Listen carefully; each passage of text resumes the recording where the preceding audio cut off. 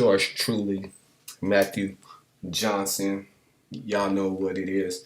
We about to expose Douglas Hanson and his main two officers that made a choice to help Douglas Hanson out. Not only that, they lied under oath, and I picked out so much of their technicality. So the first thing we will do is play their court audio transcripts, and I repeat, I've never signed the stipulated protective order which seals my court audio transcripts. Douglas Hanson, in fact, made up that I was never in court. Marion County courts won't even acknowledge the fact that I know the truth about that. So my whole motive here is to point out basically the facts. Report it live to you just like any other reporter.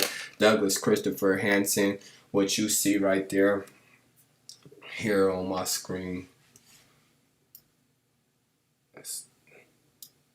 Douglas Christopher Hanson is in fact the prosecutor, right? So just think of this like this. Douglas Hanson and Roger Smith work real close together. Douglas Hanson also is a part of the Attorney General's task force. So he's part of DOJ, whether I like it or not. And he worked there real close with the Salem Police Department, the Internal Affairs. There's so much wrong with Douglas Hanson. And there's so many things that I can say about this man, but I just want to prove to you guys how he used these officers and he trialed me. First of all, I never got a grand jury. No grand jury ever heard from nobody but these cops. If it only took 2 cops to go get a grand jury on a person, how many people in the world would be arrested and found guilty? And the reason why I say this is because the police, these 2 officers already go in with high credibility, right? But if you think about it, a grand jury is gonna want to hear from the victim or the witness that seen Matthew Johnson do these things. And we expose a lot. I expose a lot. It'll be hard to like run a storyline and put all of them in it together. It'll take me forever to do.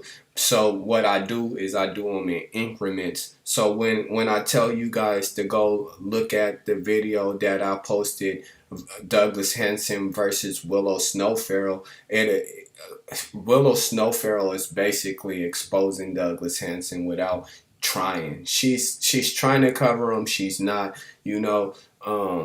Douglas Hanson, in fact, did not come to none of my arraignments when they was supposed to put on his 60 days, da. He didn't do none of that. He never had an indictment the whole time that I was in jail for the 22 days. He did all this after I was forced out of jail. Now, let's move over here to Roger Smith real quick. Roger Joe Smith is the undercover cop that's supposedly texting my wife phone. That has nothing to do with me. My wife is 26 years old at the time. He's posing as a John, and he's texting my wife. How do I get involved with that? I don't have no idea. But Douglas Hanson took the text messages from Roger Joe Smith and my wife, and he turned that into a police report, and he used that to prosecute me for promoting prostitution activity and delivery of an oxycodone within 1,000 feet. Now you see how I got Officer Erick Hernandez here. Erick Hernandez made a choice to bag up Roger Smith. He knowingly knew I was sick. I could not focus. My mental capacity, I was just hurting, being misdiagnosed as a diabetic, taking a metformin pill, so forth. All these things came to a point where I wasn't operating in my right capacity, and Hernandez knew that. He even admits to it when we take you through the court audio transcripts, and that's one of my biggest things that I do here is I don't like to just make stuff up about Douglas Christopher Hanson. I like to tell the truth about this man. He used these cops to commit perjury. These cops went and lied under oath. They cannot produce a grand jury recording where Roger Smith and Erick Hernandez was actually the ones that went to it, and we'll see that Douglas Hanson threw him under the bus by his indictment. His original indictment states, and I want, let me see. I want to give you guys the indictment because that's the most important thing to my case. If I challenge the indictment, everything else goes away, and that's what I've been trying to do with my post conviction relief attorneys and so forth. And my attorneys that's supposed to be on my case right now, they boo boo. Jediah Peterson is boo boo. If you know anything about him, he's being controlled.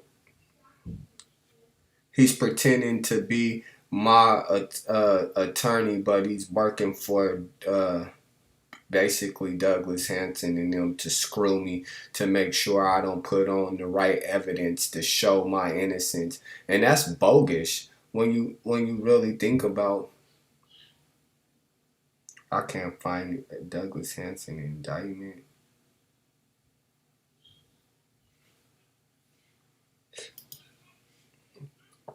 I just want a simple indictment form.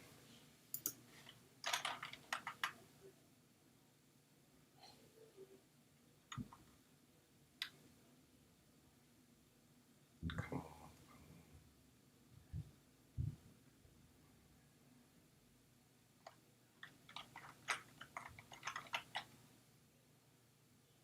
Nope, it's not gonna let me look it up like that.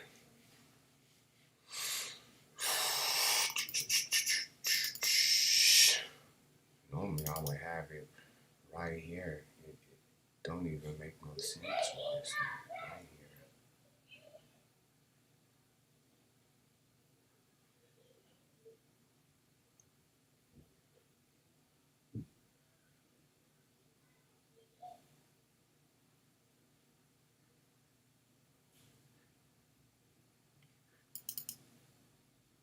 That's just the information sheet. I don't want to see that one. I want to see his indictment. I'm taking too much time trying to find it.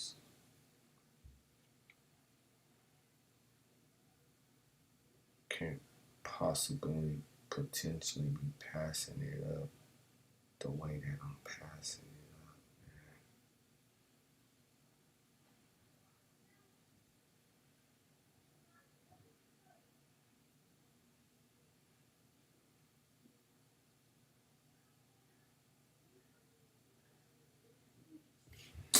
Let me get to a diamond. I don't know why it's doing this. Thought I had one up here,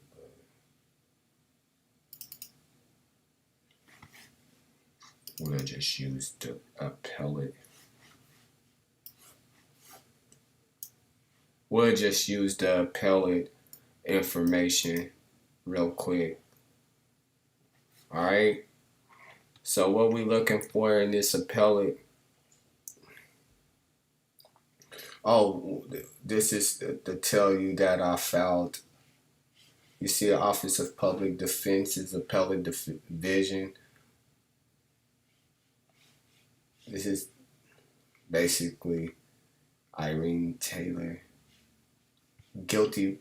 And this is something that I will tell people about Douglas Hanson, why he put me under stipulated protective order because he knew for a fact that Gail Ryder told me that if I took the charges, I can appeal it within 30 days of my arrest. So what Douglas Hanson did was said that I stipulated. And if you think about this, there's no possible way that I should be up under any type of appeal, or I should not be assigned to O'Connor and Weber law firm, none of them places, because if you read the law, it says the Court of Appeals has limited authority to review a sentence from a guilty plea or a no contest plea, right? And I'm basically appealing a no contest plea. Here are some general principles that the courts of appeal will consider whether the trial court complied with the requirements of law imposing the sentence, whether the sentence exceeds the maximum allowed by the law, and whether the sentence is cruel and unusual punishment. ORS 138 further, the courts of appeal will generally review only those sentences that the courts impose over a formal objection. And this is what they mean by that, is that if the public defender didn't object to anything that the prosecutor was throwing out there, then pretty much the defendant don't have no preserved rights for appeal to appeal the case later on. Douglas Hanson knew all of this, by the way. I've became so much more smarter learning this crap because I'm innocent and I've been trying to push it off of me, right? So generally view those sentences that the trial court impose over a formal objection, but by your attorney. Additionally, the Court of Appeals cannot review sentences that is produced of a stipulated plea. So basically, they've been lying to me. The courts been lying to me. Like how am I under appeal if right here in this information? And Douglas Hanson did this. This guy is one of the most dangerous attorneys out in Oregon. I stand by that, and people need to understand. But what we want to look at is Douglas Hanson indictment, which is this indictment. The first part of this indictment is just wrong, because I never ever waived my preliminary hearing rights, right? I never did any of that. I showed y'all a video. I showed y'all Gail Ryder's actual. Let's get this up here real quick. I know you continuously be upset because you did not get a preliminary hearing. Pleading no contest to the drug charge does not mean that you cannot pursue a civil suit against Kerry Wyland if you choose to or you want to, right? They knew that. They knew that I didn't get no preliminary hearing. According to Douglas Hanson, get out. According to Douglas Hanson, he said in his initial plea bargain that I waived that preliminary hearing in order to get a deal sent over to me. And we looked at Kerry Wyland's information, and it's just not adding up. It was fouled. It was if you was to run the rules of how e-court is ran, you cannot do this. It's fouled. It's fouled on October 20th, but it's entered in December 4th, December 8th, 2014. Now you see right here, this supposed to say verify correct original copy, right? Douglas Hanson, he minimized that down because he basically e-courted my whole case on the same day. He forced the electronic filing to e-court this case, and this is how I know that he tried to make this indictment certified indictment, because he entered it in months later. And we're gonna break that down to you on how, like I said, wouldn't you think in a grand jury this is not even correctly filled out. We gonna go over some of the initial court audio transcripts. The first one I want to go over is my original transcript, and I'm gonna get to that. Hold on. I'll play these over and over again. So before I play it, what I want to point out is the technicality, so that way I won't be over talking. For one, they said I was a pimp for my wife, right? They said all these horrifying things about me. They said that I forced my wife to do this. But my thing is, Douglas Hanson, if you got a real indictment on me, buddy, where's this grand jury? What grand jury? Who is the grand jury for person that signed this indictment? And I'm gonna call it in. I'm gonna call it in, and they gonna be beat around the bush with me. They're not gonna tell me the truth about anything like that. As a matter of fact, Marion County Court Annex. Okay, here's what I found. We'll go to the records department real quick. Reached the Marion County Circuit Court. Our office hours are 8 a.m. to noon and 1 p.m. to 5 p.m. Monday through Friday. To make payments, access forms, or find additional information online, please visit our website at www.courts.oregon.gov/Marion. Our mailing address is P.O. Box 12869, Salem, Oregon 97309. The main courthouse is located downtown at 100 High Street, Northeast. The juvenile court is located at 2970 Center Street, Northeast. The criminal court annex is located at 4000 Omsville Highway, Southeast. Please listen carefully as our menu options have changed. For the records department, press 1. For payments or questions, you have reached the Marion County Circuit Court Records Department. Please listen to the following options. For hours, location, mailing address, website, and fax number, press 1. For information regarding copies, press 2. For information regarding an audio recording, press 3. For change of venue, transfers, appeals, or transcripts, press 4. To speak with a records clerk, press 5. Wait while I transfer your call.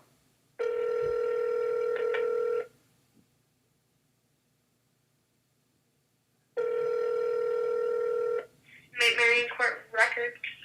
Hey, I had a question about trying to get some information to verify if indictment have been through the process of a grand jury.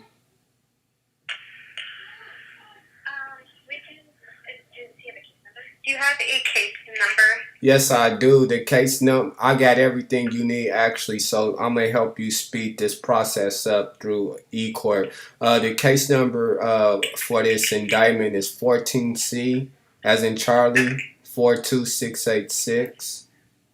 You said 42676? No, 14C as in Charlie, 42686. 42686. Yeah, Matthew Mayfield Johnson Jr. Matthew Mayfield, okay.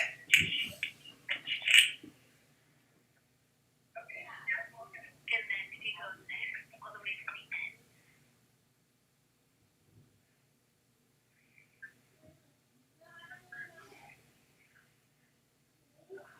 Okay, so it looks like this case started as an information.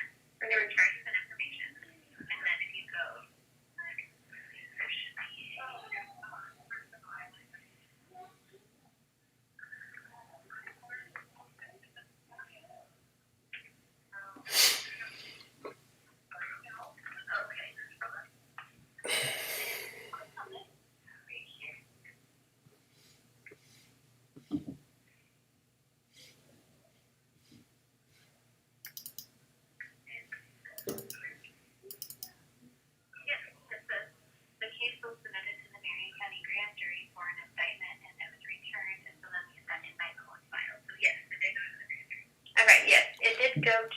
grand Yeah, jury. I get that point that it went to a grand jury, but what I'm saying, if you look at the indictment, I don't know if you in your filing system or not, or if you in the system that allow you to bring this up where it tell you the file date.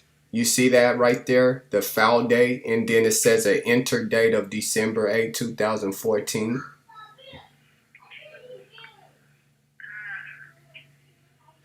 Because our concern here is that we trying to reach out to this grand jury to see why they never heard from the actual victim, and we can't go off of just the LJ or L whatever this signature is. We want to verify to make sure that this indictment is actually legitimate and not that it's been forced through e-court just to get the little symbol, the barcode to verify it as a correct and true copy, because it's not even signed by a clerk. There's a lot of errors on this paperwork, and it's my job to figure it out for my client. So, you know, they told us to call you guys. Maybe you guys can explain it. Okay, give me a second.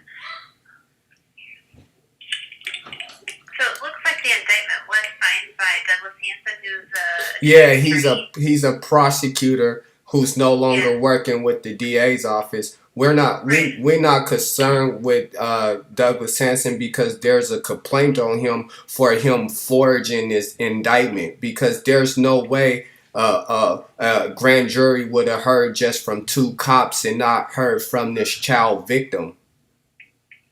Okay. So if you guys have questions in regards to the actual grand jury proceedings and how that works, you can contact the district attorney's office and see what they have to say. As far as the indictment being legitimate, I mean, here in records, that's what we have in here. If you guys want to write a letter to the judge, they can certainly look into that. But if you're Well, who's more the concerned about the grand jury proceedings, that would be through the No, grand jury. I'm more concerned about the person that actually forced this indictment through the e-court system, because I've already reached out to the Honorable Judge Susan Tripp and talked to her bailiff, and she gave us some concerning information, and we want to be able to provide this to the right people, especially because the signatures on this indictment just proves beyond reasonable doubt that it's forged by Douglas Hanson. And if you look at the very top of this document, you will see that the barcode on the side supposed to say verify correct original copy, but he done minimized that down to where the public can't see it. And when I put it under a magnifying glass, it says that it's a correct, verified original copy of 12/8/2014. So how is this situation where a prosecutor has e-filed the whole case on this exact day? That's against the rules of how e-court works. Well, so this case was actually prior to e-court, and so that was the actual paper document that was scanned into the system by court staff. So he didn't file that. I mean, he filed the actual paperwork, but he didn't scan this into the court. The court, all these old cases, anything 2014 and prior, are hard paper copied files, and then we scan them in. Well, let me ask you this. Who would be the person I talk to as far as trying to figure out the challenge this indictment? This indictment is fake. It ain't even got the $50,000 bill on there. It don't got the clerk, the judge signature. It's just the prosecutor. Like it ain't giving us enough information to make sure, because I can assure you, if there's a listed vulnerable victim, a grand jury gonna want to hear from either the parents of that vulnerable victim or the victim, not just two cops that can collaborate and make up anything towards an innocent person. Right. So I would say if it's the grand jury, if that's the information that you're wanting, I would speak to the DA's office.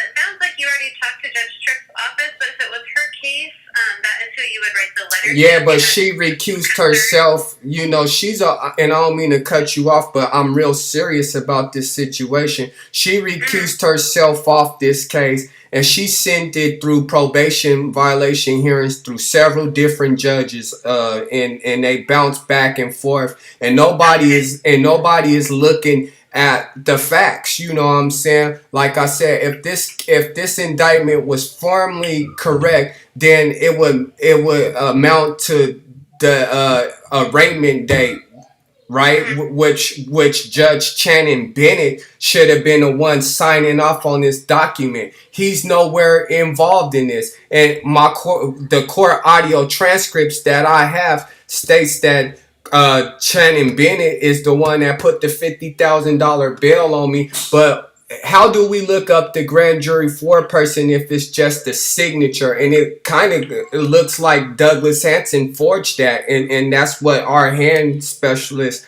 is telling us. So that's why we calling to try to figure out how to ring the alarm here, because it can't be that the prosecutor say, hey, I got an indictment, I'ma file it and enter it into the courts, and now it's true and verified correct copy. Because if it took two cops to arrest everybody and then go to a grand jury and they don't hear from the actual person, how many of us would be in prison right now or in jail? Like, you know, that just don't make sense. And that's why somebody need to look at this. And I'm beginning to write what's called a redacted report. And up under an affidavit, I'm going to say that I reached out to the Marion County court records and they couldn't give me anything to even verify the signature. Who's the signature? Like, you know, Douglas Hanson, but who's the grand jury foreperson signature? Maybe we could. So that would be again the DA's office. Oh. They do all the grand jury proceedings over there. So basically, what you saying is that the grand jury proceedings is done at the Marion County DA's office. Yes, they are. Oh wow, what a corrupted move. That's a bit. I can give you their phone number. Oh no, I'm aware of Paige Clarkson being the new elected DA. Trust me, we've been on to these people for 6 years, and we've been exposing them. And you know what I'm saying? So it got to come a time where it be a breaking point. We don't blame you guys, because your job is just to give us the information back how you see it. We understand that part, but what we don't understand is the fact that this someone at the courthouse is illegally entering paperwork. And it's making E-Court accept it. It's making, and what I've learned from that is, long as E-Court accept it, then it makes it a correct, verified copy, and that's a lie. You know what I'm saying? Because this ain't, how can E-Court accept something that ain't all the way correctly filled out? It ain't even like going with the court audio transcript. Yeah, so as far as the actual indictment itself, like what's on there, that would be through the DA's office. But that little stamp you're talking about, the verification, that comes when we go through the older files that have actual paper documents. And when we scan them into our system and we put the indictment on the event, that stamp comes up. See, that's funny that you say that, because when we spoke to the bailiff at Susan Tripp's office, she gave a different account of what that symbol represent. What she told us is that once that get entered in, that makes it a correct, verified copy from the original copy, right? So if that's the case, ma'am, if that's the case, and the DA is claiming that this indictment got filed on, it went out. It's on the paperwork. I'm reading it. You know what I'm saying? That he filed it October 20th, 2014, but then he entered it in December 12th of 2014. But then if you see where that little minimized, the little minimized thing that you can't really see, you right there where it says verified correct copy original date can't be the same as the date that he entered it in. Something is off here. That's exactly what I'm saying. Why is that little strip right there minimized to where the public can't see it if the indictment got entered in? Right. You know that. Yeah, I'm not sure about the size of it, but I would. So you either, if you're concerned about the grand jury stuff, that's grand jury. If you are wanting to write a letter to the judge, you can certainly do that. It would go out to the annex. Most likely, Judge Aber or Judge Greta would review it and review your case and then write back to you. Yeah, there's nothing that they can do for this situation, you know. So, like I said, I want to try to figure out who's the grand jury foreperson that signed this crap. That's gonna be the DA's office. Yeah, I bet. That's why Douglas Hanson no longer work for the DA's office. But thank you for your time, Mel. Yeah, you're welcome. Yeah. All right, bye. As you can see, this indictment is fake. Period. Point blank. There's no way. And let me prove to you why it's fake. Because you just heard her say to me that Douglas Hanson in them is the one that's controlling the grand jury. The grand jury should not be at the DA's office. That's one of the things that I would do when I get my story out and they ask me how can we make this system better. One of the things that I will firmly be focused on is the fact that the grand jury cannot have the grand jury cannot be led by the prosecutor. The grand jury foreperson is Douglas Hanson. He's the one he didn't take this to nobody. He believed in the cops. He trusted, and that's the thing that I tell people is that this man did illegal searches and he did illegal things and he used his officers for personal gain and he promoted these officers to make sure that it will never get out. Douglas Christopher Hanson, when would you stop playing games? When would you admit that what you've done is wrong? Just straight out pure wrong. Hear me out on this. This is hate. I ain't even begin to play none of the court audio transcripts because I work off of what God tell me to do in my spirit, how we move in this. And you heard me say that I've reached out to Laura Baker.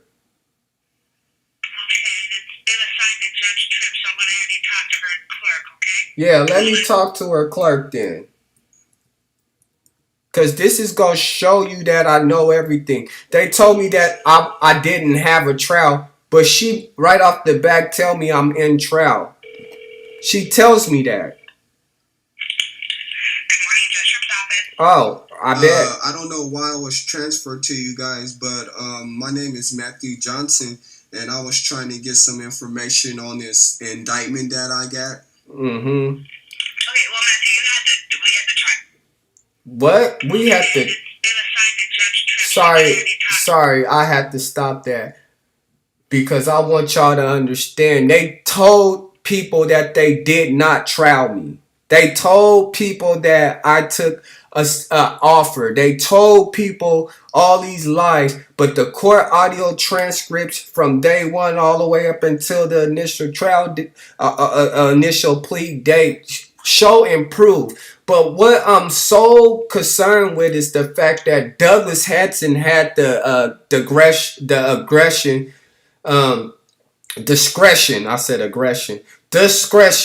to forge this. This is a big deal. If he done this to me, how many other people have he done it to? How many other people is suffering under the hands of a corrupted DA who took advantage of the office for personal gain, who made it his personal duties to violate the United States Constitution? I don't care what president is in office.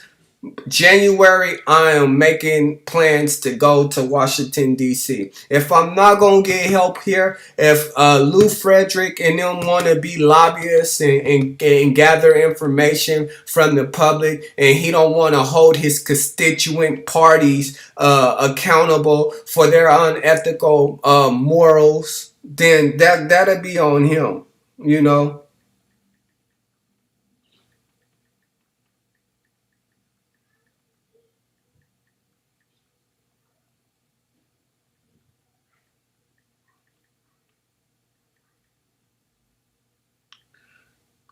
Everything that I've done it for the better of not just me, for the better of the system too. There's no way that this indictment is legit. It's no way.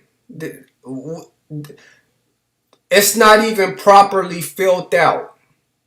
It's read, and when you look at a real indictment, and I'm gonna give you an example of what a real indictment looks like. The evidence that's on here, the evidence don't add up. None of it add up. I keep saying that because I want y'all to understand. I want y'all to understand that this is a serious situation. And like I said, if Douglas Hanson did this to me, cheated on the indictment, this is the most important thing. And the reason why I know he cheated on this indictment is because you got to look at Douglas Hanson's initial plea offer. It's not about the plea offer itself. It's about what's in the plea offer. That's what it's about. Stipulated waive preliminary hearing and indictment. Now, if I stipulated and I waive preliminary hearing, right? We gonna look up some rules real quick on preliminary hearings. I made this real easy for us to bring up the evidence because see Douglas Hanson really don't understand what he did to me was violate me in a way that he can't fix. It's gonna take his people. It's gonna take his people. This is what a preliminary criminal hearing procedure process and procedure. Excuse me, I was gonna read that to you guys backwards, but I'm on it today because there's something that needs to be done about this situation. It can't keep on legitimately going on. It can't keep on being just me talking about it and nobody catch on to what it is. What it is the fact that Douglas Hanson right here, this guy lied and he used officers to do it. When does let's get down to it. When does a preliminary hearing occur? I highlighted this. So if a grand jury finds probable cause, then the state issue an indictment against the defendant and it must start trial for the charges. That did not happen. That's the number one violation. And I'm gonna just get on it. I went and looked this up so I wouldn't have to be typing and doing all that. I wanted to kind of click on it, show you guys, read on it, and give y'all some actual real life information. And you see me looking at this computer over here at this screen because it's more bigger for me to read. I don't got my glasses, though I need to be using them. When does a preliminary hearing occur? If a defendant is arrested and held in custody, a preliminary hearing must occur within a certain number of days, or the defendant must be released from custody. Now, if you go and you look at my information, you will see that I was forced out of jail. I was forced completely out because I had no indictment. I had no preliminary hearing. I'm going to prove all this. I'm going to prove why it's very important for people to understand how angry this man got for me using a specific word, which he thought I hated homosexuals. He even went after Matt D. Santos with the ACLU. If y'all not paying attention to me, y'all keep on sleeping on me. Just keep on sleeping on me. Eventually, when that news wake you up, and then don't try to be my friend after that. The United States Constitution and the state constitution, as well as criminal rules of procedure for the state courts, provides that the defendant can be held for only a limited time on the basis of an arrest and criminal complaints. So after he forced me out, and I gotta actually show you guys that he forced me out of jail, because it's in my best interest to show you the force out sheet. Y'all see the force out sheet a lot when I talk about Stephanie Allen. So I basically go get the force out sheet out of Stephanie Allen's folder here pretty soon. Cause when I wrote her up, I wrote and I put these in. This one is kind of faded. Let's see.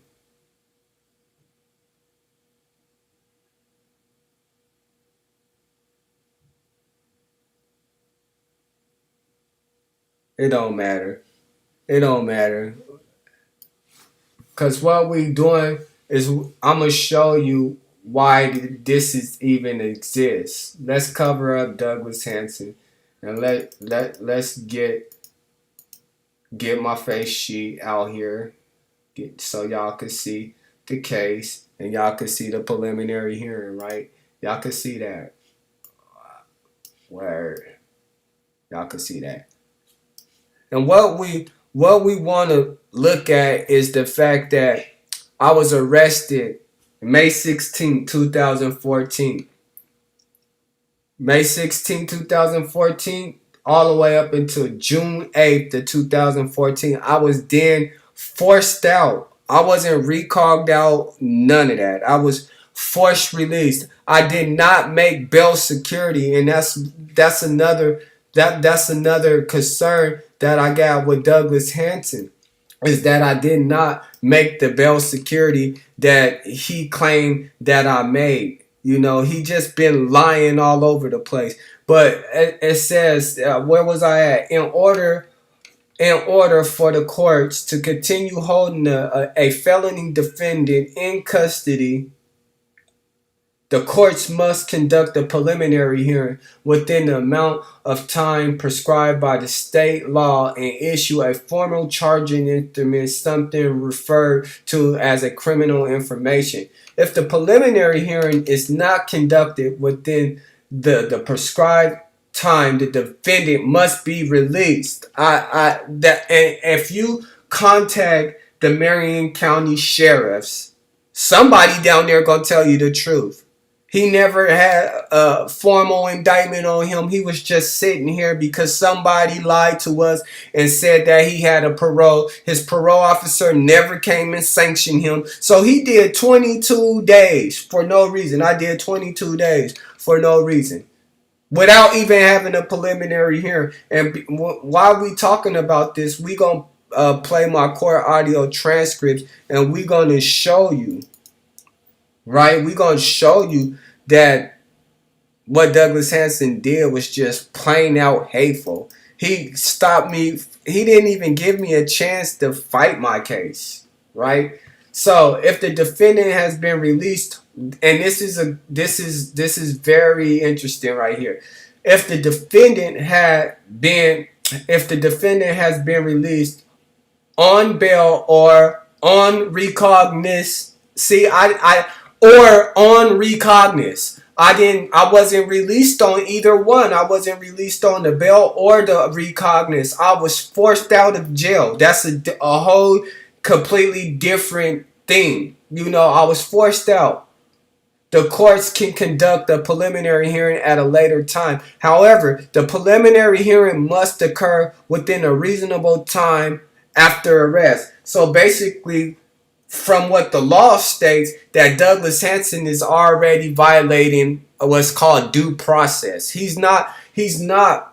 he's not telling these officers either. He's just got these officers saying, don't worry about it. I'm the DA. Y'all don't have nothing to worry about. This would never come out. But newsflash, Roger Smith and Erick Hernandez, like Gail Ryder said in her own email right here, in her own email, is that I've been a nightmare to you guys, right? I've been a nightmare.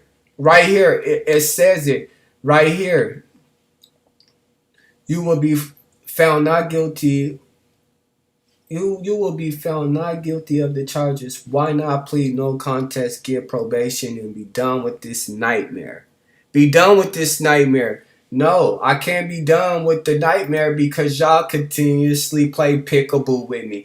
Now, this is where I talk about the violations of the United States Constitution. Why am I calling it a hate crime? Why do I constantly say Douglas Hanson hate crime me? Not because I'm a black man, not because he think that I hate gays or whatever. He hate crime me in a way that he violated the rules.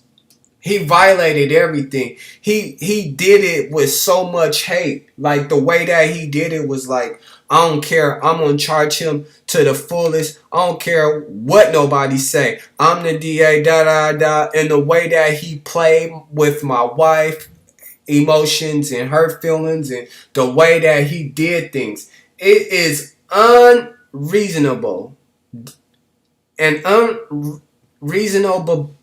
I'm right here. I'm sorry. An unreasonable delay violates the defendant federal constitutional Sixth Amendment right.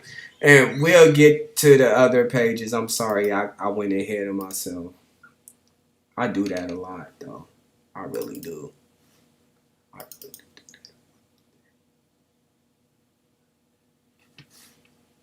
I really do that a lot. I really do that a lot. It violates the where was he at? Constitutional Sixth Amendment. Criminal defendants. Okay. Criminal defendants usually have the option to waive the preliminary hearing. Now get this. Get this right here. I want y'all to understand why I said that I didn't waive my preliminary hearing, because I know the law. I know how the prosecutor works. I know the prosecutor never have the best interest for somebody that he or she is choosing to pick up charges and prosecute. So it says criminal defendants usually have the option to waive the preliminary hearing, but this happens very rarely, and no defendant should do this without the advice of an attorney. So Carrie Weiland, she was not my attorney. She was supposed to be an attorney that was assigned to my wife, but they gave me Carrie Weiland, and Douglas Hanson made sure that Carrie Weiland was to do exactly what he said, because he's more trained and he's more experienced. Well, let me tell you something, Doug.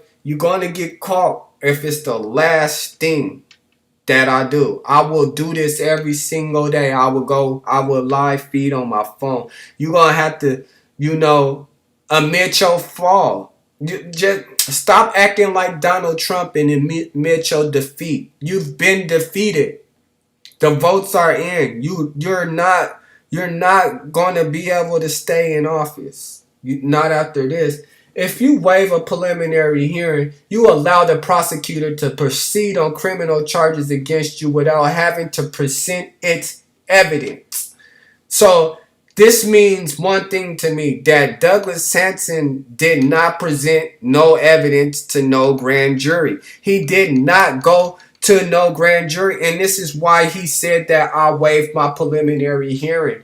And these officers lied under oath. They lied. They went that far with Douglas Hanson. They wanted to help Douglas Hanson. Why would I want Douglas Hanson to build a case on me that ain't even there. Like again, I'm gonna read this straight through. If you waive your preliminary hearing, you allow the prosecutor to proceed on criminal charges against you without having to present its evidence. Most likely, a competent defense attorney would recommend waiving the preliminary hearing only if the evidence against the defendant was substantial and overwhelming, and waiving the hearing would benefit the defendant in a significant way. For example, if the case is a high-profile matter involving a great deal of publicity, an attorney might recommend waiving preliminary hearing in order to limit the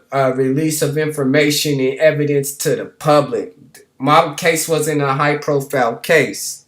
Douglas Hanson, you turned it into a high-profile case by illegally manipulating and irregular prosecuting. You cannot continuously come after a single person, me, Matthew Johnson, until you get a conviction. That is what's called irregular prosecution. And this happened on the Multnomah County DA's office too. But I haven't had any run-ins with our new elected DA here in Multnomah County. So that's a good start for me. If you are arrested and receive notice that you will be charged with a felony, contact the attorney immediately. A knowledgeable attorney can protect your rights and keep you informed throughout the preliminary hearing process. In addition, in some cases, it is possible to negotiate a plea with the prosecutor before a preliminary hearing. An attorney can investigate the possibility and advise you as to whether it is a good option for you or not. And Kerry Weiland did not do that. So now we're going to just get into the court audio transcripts here real quick. Which box would I use? Dang it.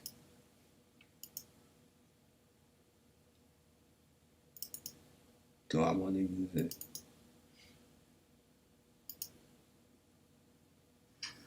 Senator Johnson.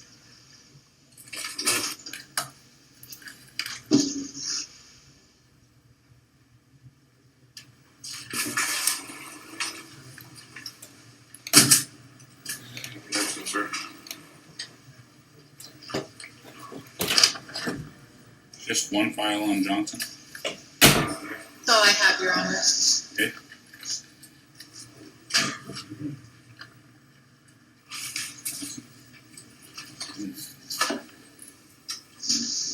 Sharing another file previously.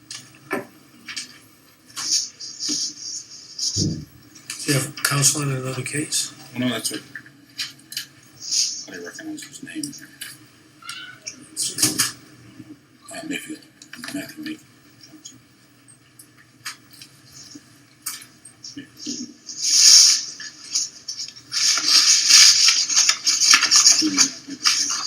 Well, if he doesn't have a counsel, then it'll be carried away. Is it? Right.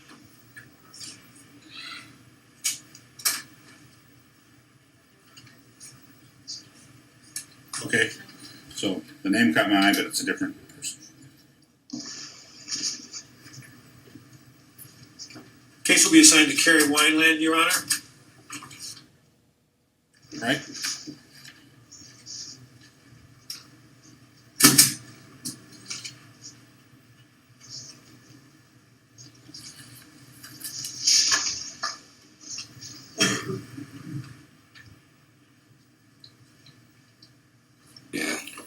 Your Honor, we acknowledge receipt of the information in 14C46286. Mr. Johnson indicates that he is correctly named. His date of birth is also correct. We'll waive any further reading or other advice of rights and seek Mr. Johnson's release. All right, Ms. Wakeman? Your Honor, we're asking the court to set $50,000 bail. Defendant, according to the reports, is a pimp for his wife. When caught in a hotel room, because his wife is getting hooked, defendant is there with $1,200 on him and oxycodone, 50 plus pills. He has texts that discuss selling drugs. He is a B on the grid with a prior robbery 2 where he went to prison for 70 months and a 2010 unlawful use of a weapon where he went to prison for 20. He was sentenced to 25 months. I'm wondering if he also has a parole hold. Hold on. I'm trying to check. I don't show a parole hold, and did you show those charges when you looked them up? Oh. Can you give us a case number from the... And it could be that his parole is done, but I don't think so. That's 09-06-32669. It's a Multnomah County case. 03069.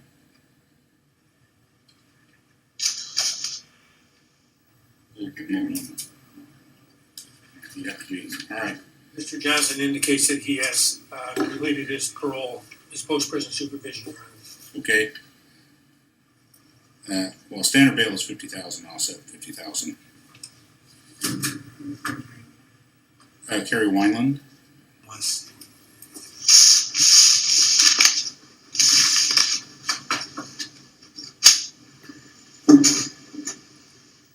Your Honor, we asked for a preliminary hearing on May 27th with a return to court for arraignment should an indictment issue on May 29th. Right. Preliminary hearing May 27th, May 29th, arraignment on indictment if one should issue. 8:30 in the morning.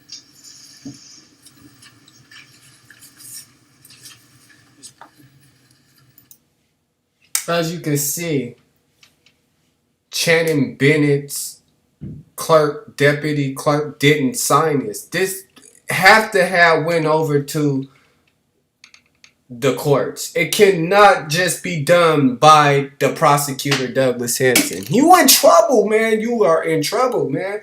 I know it. I just deep down in my heart, everybody know it. I've been telling the truth.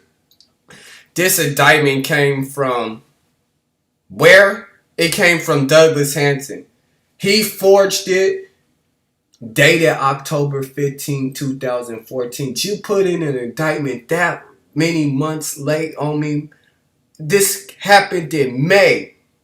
And we're going to go through the whole court audio transcripts showing you that this man never put an indictment on me. So now we move to 5/29/2014. I'm not going to play no small clips. I'm not going to do none of that. I'm just going to give y'all the cold-hearted facts. And this is the stuff that they try to hide because earlier you heard the girls say that my case happened before e-court was ever used. So they had to go through the original files and then they had to basically put it in there. Well, Douglas Hanson and them left a lot of stuff out. And I got a whole lot to tell people. So we gonna go and see if I actually got the preliminary hearing and the indictment that we asked for. We asked for it. I'm like, if I'm so guilty, give me a preliminary hearing. I never got my preliminary hearing.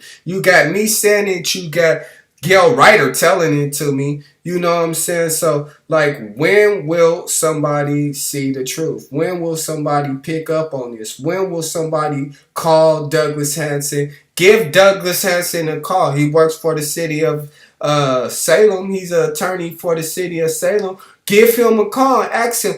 Put him on to what I'm doing. Tell him, do you know Matthew Johnson is exposing the fact that you illegally forged the indictment? Is this true, Doug?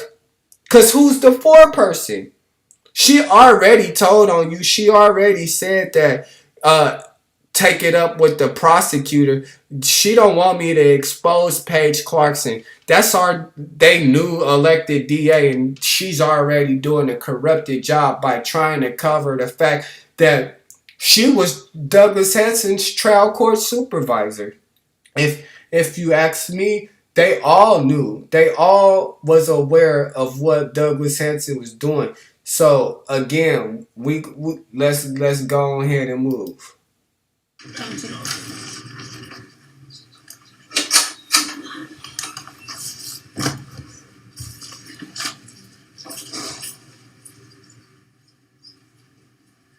Again, no Kerry Wyland. I don't have no Kerry Wyland. Thomas Shermack is not even on my case. They just was bouncing all over the place. Nobody wanted to help me. Nobody wanted to protect my rights. I had no way out. I kept going to all these illegal court dates with no parole hold or nothing. Johnson's time and place set for Rule 7. Who is this dude representing me? This is a case that Ms. Wyland has been appointed to. She would like to come back on this matter on the 4th day of June at 8:30 a.m. for a Rule 7. She will, Mr. Johnson will continue to waive preliminary hearing. That's a lie. I never waived it. And I would like to note that we've received an offer, a plea offer from the district attorney's office, and we received some discovery, including a probable cause statement, but we haven't yet received police reports in this matter, so she'll need to review. Well, and the reason you haven't is because she didn't waive prelim last time. She set it for preliminary hearing, which was supposed to occur on the 27th, and we're supposed to be here today on arraignment. So what's the status of that? Right, what's the status of that? And this is taking place 5/29. This may have been a day when Ms. Wyman wasn't here, and we went ahead and set him, and she was to contact the DA and take him off. If that's what she wanted to do. But Douglas Hanson, he already knew. It does look like there's emails saying that she was waiving prelim. Okay. What? So yeah, I'm not trying to throw you a curveball. It's just we set preliminary hearing dates, and so I presume that was a day when she wasn't here when we made the assignment, and with the option that she could waive prelim once she had a chance to talk to the clients. And she never did that. All right. And Your Honor, and Mr. Griffith, the discovery is at the office. Wow. Police report? The discovery, yeah. Okay, wonderful, thank you. I never had a chance. You heard the judge say I didn't have a preliminary hearing. We were supposed to be here on this day, 5/29/2014. But if we go and just look at Kerry Wyland's and Douglas Hanson's information, Kerry Wyland and Douglas Hanson information, and we go and we look at those emails that they speak of, is that those emails is not supported by a legitimate letterhead. These emails is altered emails. They altered to fit Douglas Hanson's hateful plot in order to steal my preliminary hearing rights away from me. And the thing that you got to look at is the time and the date. May 21st, 2014 at 2:42 p.m. from Kerry Wyland. Kerry Wyland wasn't even my attorney. I never spoke to her. She couldn't have done this if she haven't spoke to me, and that's why in my court audio transcripts, the judge is saying once Kerry Wyland talked to me, then it's possible that I will be willing to do something like that. But I didn't have that choice. I want my preliminary hearing rights back. That's one of the things that I've been fighting about too, is the fact that they robbed me of that, and then they made up and created these fraudulent emails. If it's an option, my client would like to waive. What you mean if it's an option? Now, why would you ask the DA if it's an option? Why? That's not how you represent an individual. You supposed to be thinking of what the preliminary hearing can do to help defend your client, but it doesn't seem like this is going on. Doug, if it's an option, my client will like to waive prelim and get an offer and discovery. How? And then we're going to get down to this. It's the fact that Douglas Hanson is orchestrating this whole thing. This is not real emails. If anybody think that these are real emails, then they have lost their marbles. They have lost their mind to even think and believe that these are emails. Listen to what Douglas Hanson said. I just faxed over a plea offer, the charging instrument, the defendant's criminal history, and a probable cause statement. I do not have full reports yet. You don't have full reports yet, but you offering me a plea bargain? Come on, that sounds suspect. Ain't nobody in their right mind gonna say how the hell is the prosecutor offering the deal if he don't even have the full truth? but I will get those to you as soon as I receive them. I'm counseling. He said it. He said it in his own email, made up fraudulent email. I am counseling grand jury as it appears you and your client. She don't have a say. The client never spoke to her, and that's the thing. Let me show you why I never spoke to Carrie Weiland. Why I never spoke to Carrie Weiland. I actually wrote her up for this. I actually did. I went as far as writing them up, and I had to produce information that Carrie Weiland never ever came to see me. When you dealing with these people, please be sure that you ask for letterheads. Ask for their letterheads, because when you get their letterheads, it's a wrap. There's no way I could actually get this information. So when I was reaching out to the Marion County sheriffs, and I was reaching out to their manager, Nikki, right? Nikki told me some things, and I got all the emails, but I just wanted to bring this up. It says, Mr. Johnson, per your email inquiry, I reviewed our professional visitor log from May 16, 2014 to June 8, 2014. You did not have any professional visits with Carrie Weiland during your requested dates during business hours Monday through Friday. Professional visits after hours are not noted on this log.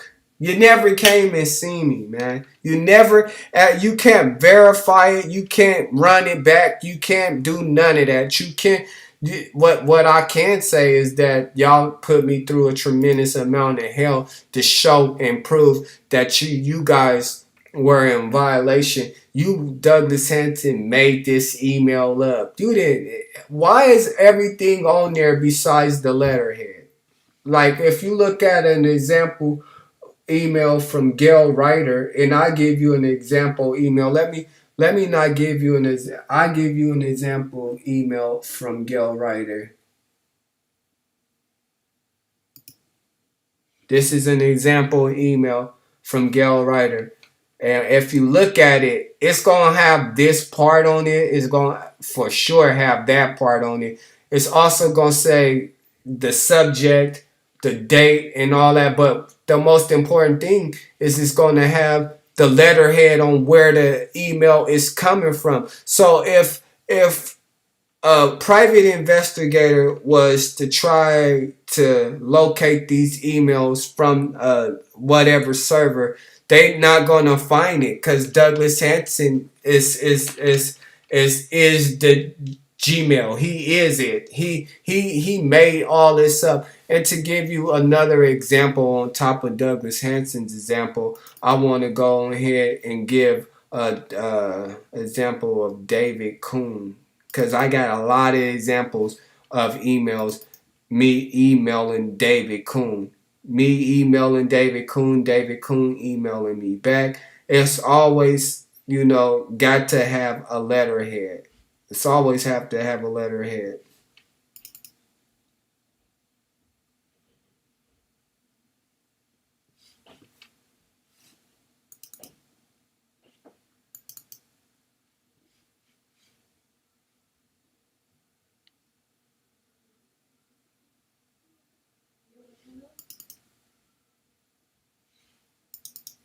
I'm going to find the right one for you.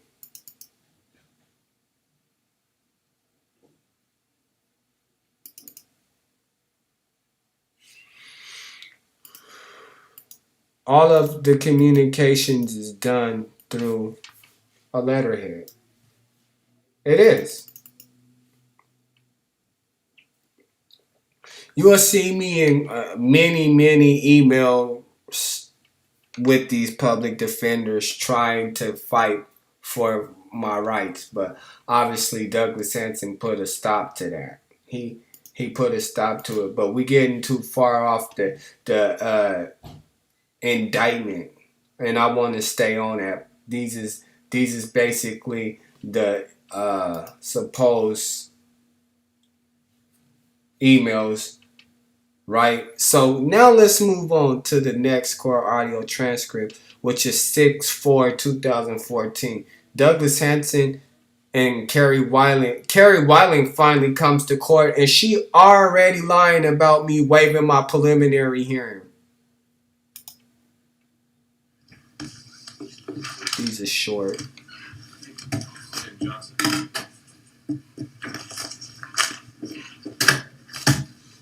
This is 14C42686, State versus Matthew Johnson. And this is on for Rule 7 today, Ms. Wyman. And a Rule 7 means indictment.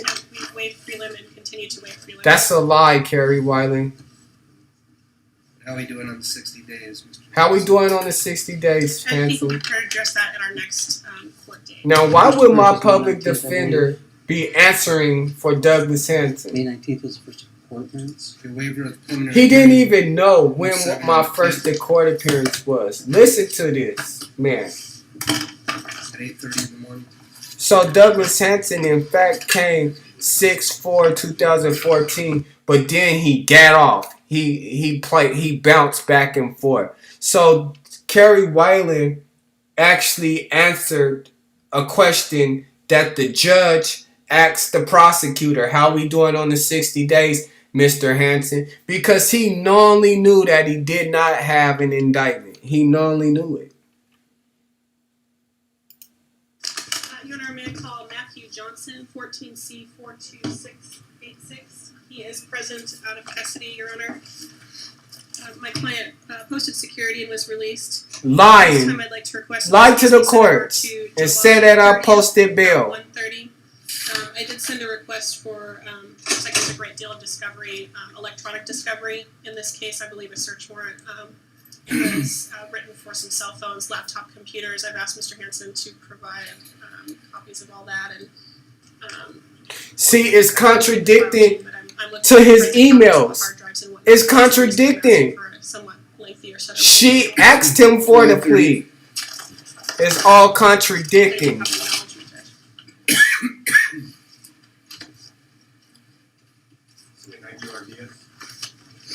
It's all contradicting. No Doug, no none of that. You know what I'm saying? He just playing games. How did you ask him for discovery if your emails your emails is contradicting? I'm gonna play that back. I want to play that one back, but I want to also read Carrie Weiland's email right here. It says, if it's an option, my client would like to waive preliminary hearing and get an offer in discovery. Why is it that you asking for discovery 6/10/2014 if you claim that you asked for it on May 21st, 2014? Your court, the paperwork do not add up to the court audio transcripts. She was sitting here lying. Listen to this. This is her email because they said it came from her. They said that this came from Carrie Weiland. Subject, Matthew Mayfield Johnson, May 21st. Right? So let's just listen to 6/10/2014. And I want to drag this over here so y'all can see that I'm pressing the court audio transcript for that.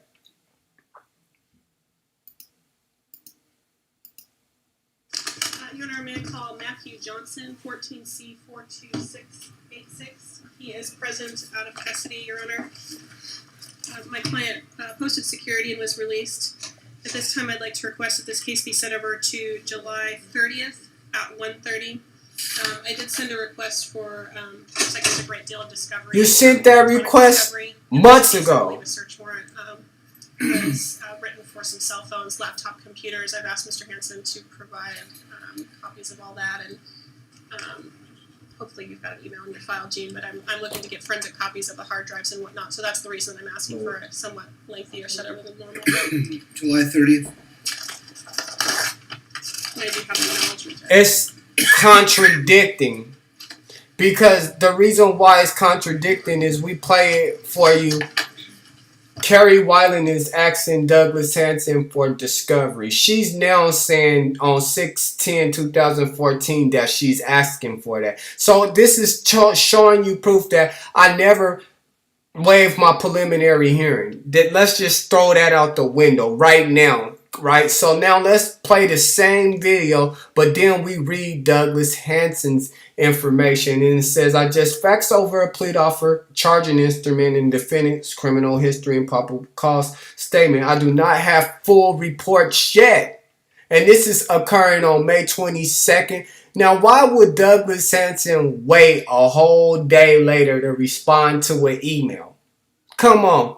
You got that email early in the day. You had it till 5 o'clock. You can make up any excuse like this came up, but I'm on the docket. My case, you prejudicing my case. So let's see why it doesn't, the paperwork don't add up to him. Your Honor, may I call Matthew Johnson, 14C42686. He is present out of custody, Your Honor. My client posted security and was released. At this time, I'd like to request that this case be sent over to July 30th at 1:30. I did send a request for seconds of great deal of discovery, electronic discovery. In this case, I believe a search warrant was written for some cell phones, laptop computers. I've asked Mr. Hanson to provide copies of all that, and hopefully you've got an email in your file, Gene, but I'm looking to get forensic copies of the hard drives and whatnot, so that's the reason I'm asking for a somewhat lengthier setup than normal. July 30th. Can I do have an acknowledgement, Judge?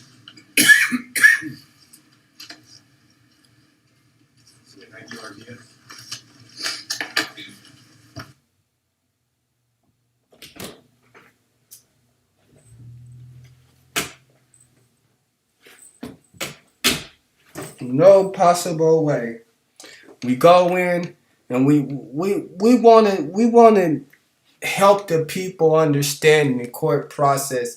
And what I'm figuring out is the prosecutor, the DA's office got way too much power. They are acting and pretending to be the grand jury. That is prejudice right there by itself alone.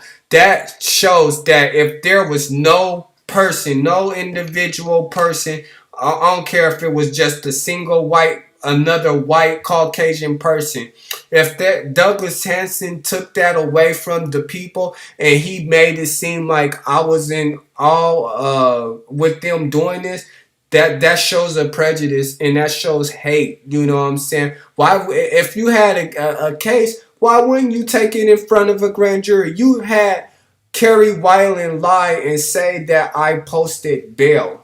You had her lie and say I posted bail. And that's what we doing, is we breaking down this again. Your Honor, may I call Matthew Johnson, 14C42686. He is present out of custody, Your Honor. My client posted security and was released. See that? I never posted security.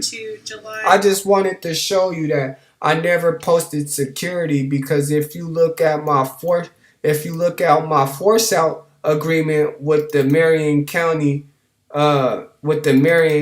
Sheriff, you will see that I was forced out. Where is it at?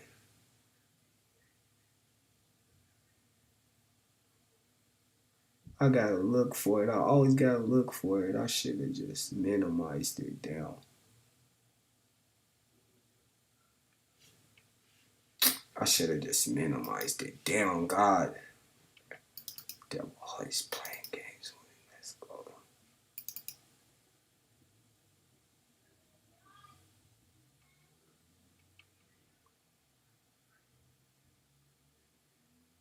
Lying, saying I post security when she know I didn't.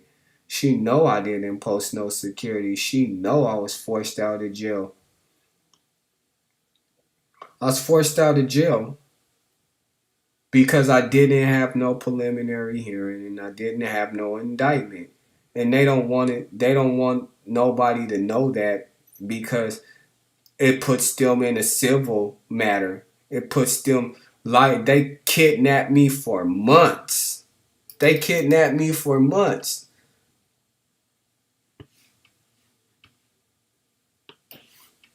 Let's take a look at this. Cause you see Kerry Wiley claims that I posted bail. Hold on. Y'all get a brief description of these officers real quick.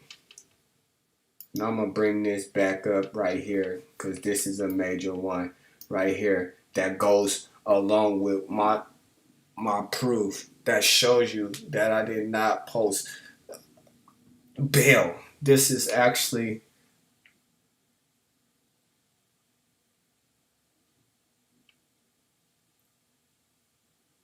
if you look, it said not to have direct or indirect contact in any matter with the alleged victim or witnesses, Jessica Johnson.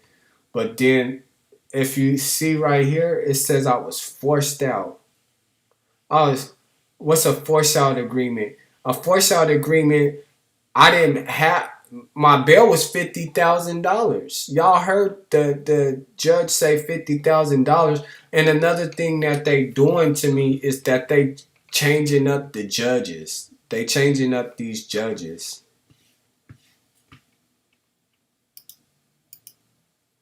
How did I make bail, Kerry Wiley? Your Honor, may I call Matthew Johnson? How? If y'all paperwork say I'm forced out. Present out of custody, Your Honor. My client posted security and was released. At this time, I'd like to request that this case be sent over to July 30th. And we're going to go on to July 30th. And as we go on in this, you will see that they never puts on an indictment. I'm out of jail. I shouldn't even be going to court, actually, because they haven't given me a preliminary hearing within a timely manner. That violated my 6th Amendment right to the United States Constitution. And I tell these people that over and over and over again, and they like, there's no merit, this, that, and the other. We're going to see in the end. I never posted security. The indictment is fake. We know that.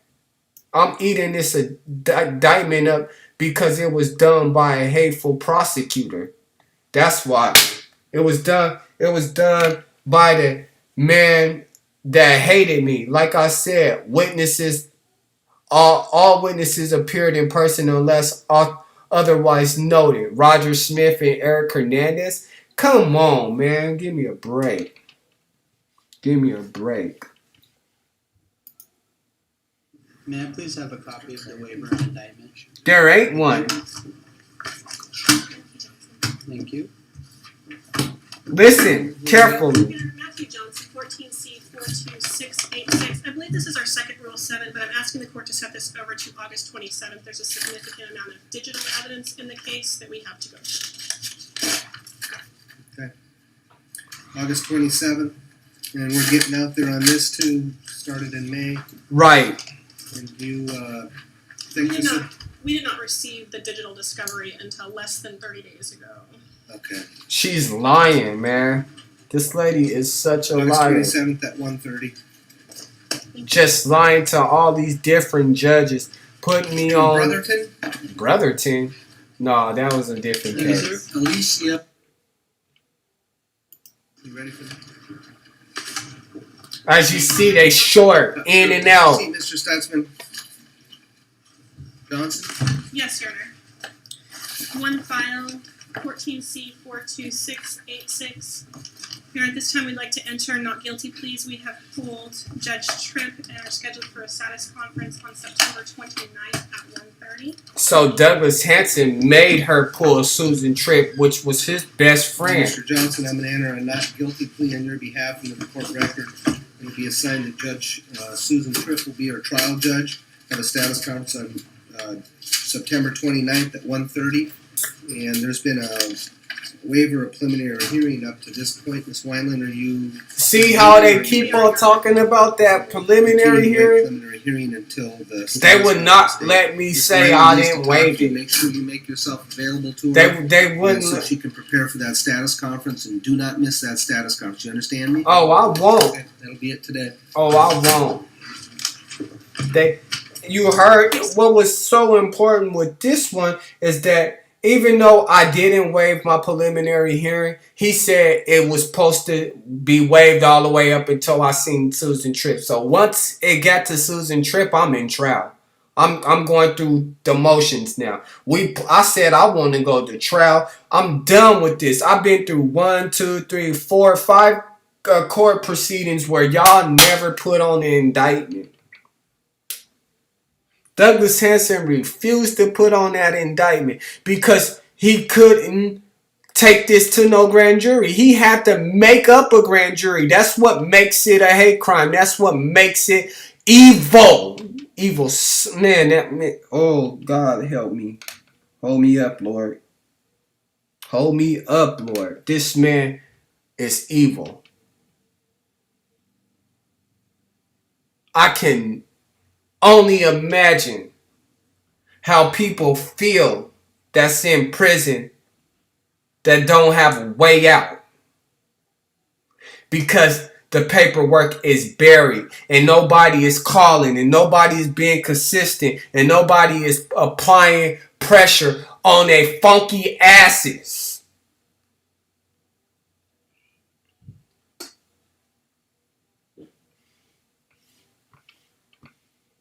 It's fake.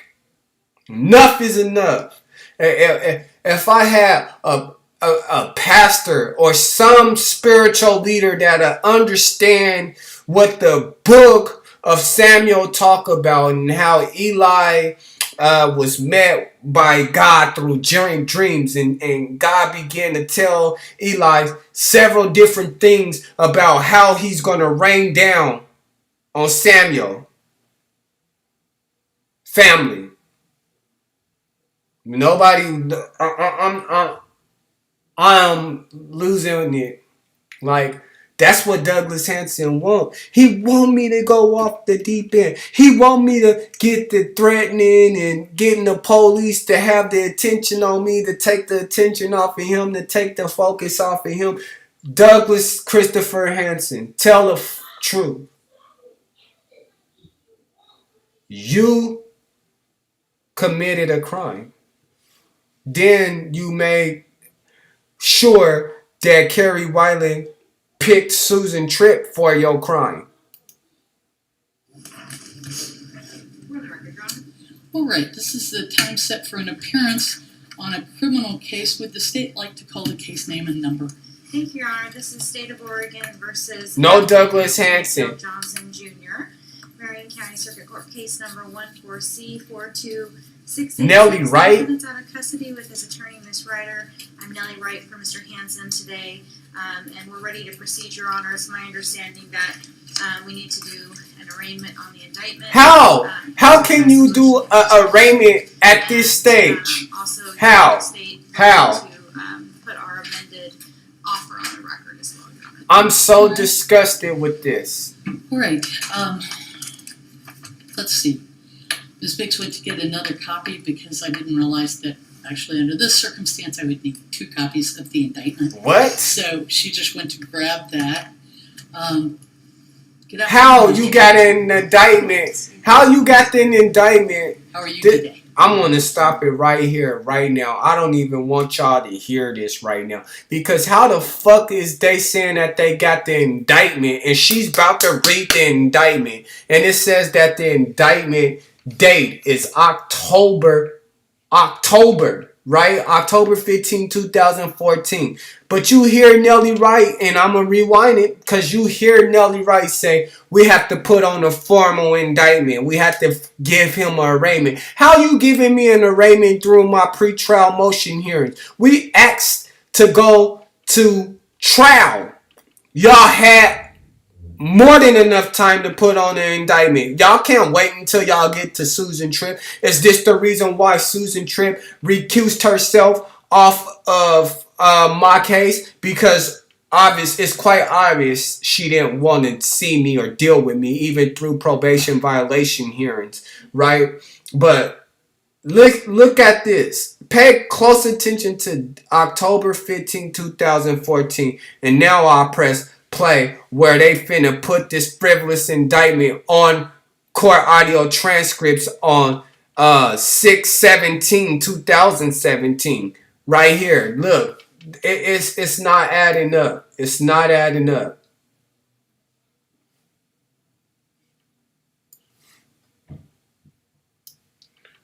Dated October 15th. We right here.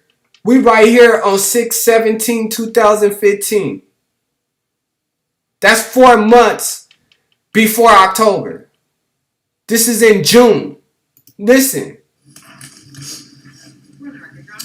All right, this is the time set for an appearance on a criminal case. Would the state like to call the case name and number? Thank you, Your Honor. This is State of Oregon versus Matthew Mayfield Johnson Jr. Marion County Circuit Court case number 14C42686. The defendant's out of custody with his attorney, Ms. Ryder.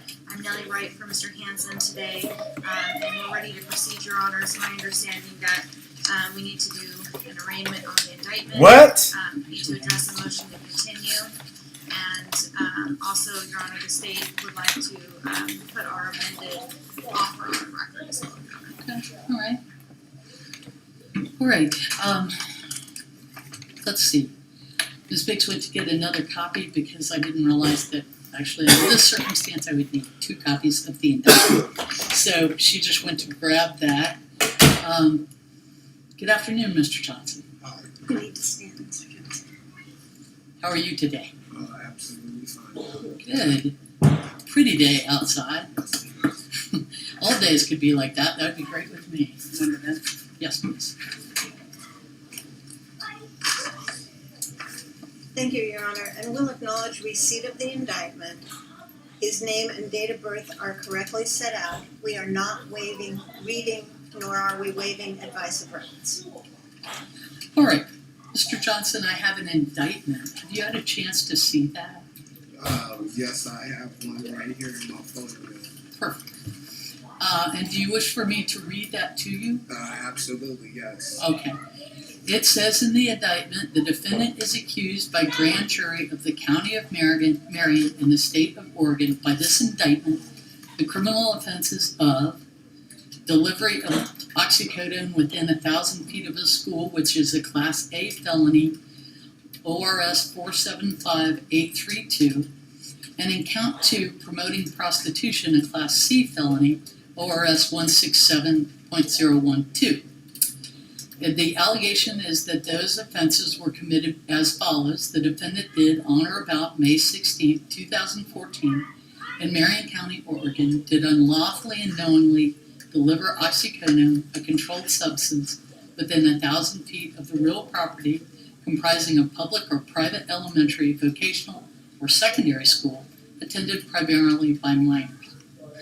Then in count 2, it alleges the defendant on or about May 16, 2014, in Marion County, Oregon, did unlawfully and knowingly with intent to promote prostitution, receive money other than as a prostitute being compensated for personally rendering prostitution services pursuant to an agreement that the money was derived from a prostitution activity. It is signed as a true bill by the grand jury foreperson. The witnesses that appeared in person were R. Smith from SMP and E. Hernandez from SMP. Who's SMP? Salem. And it was signed by Mr. Hanson for the District Attorney's Office on the 15th of October. At that point, it says at the bottom your identifiers as to your weight and height and eyes and date of birth and SID number and a control number for the jail, and it's a certified true copy by the clerk's office. Do you have any other questions about the piece of paper? No, ma'am. Okay, all right.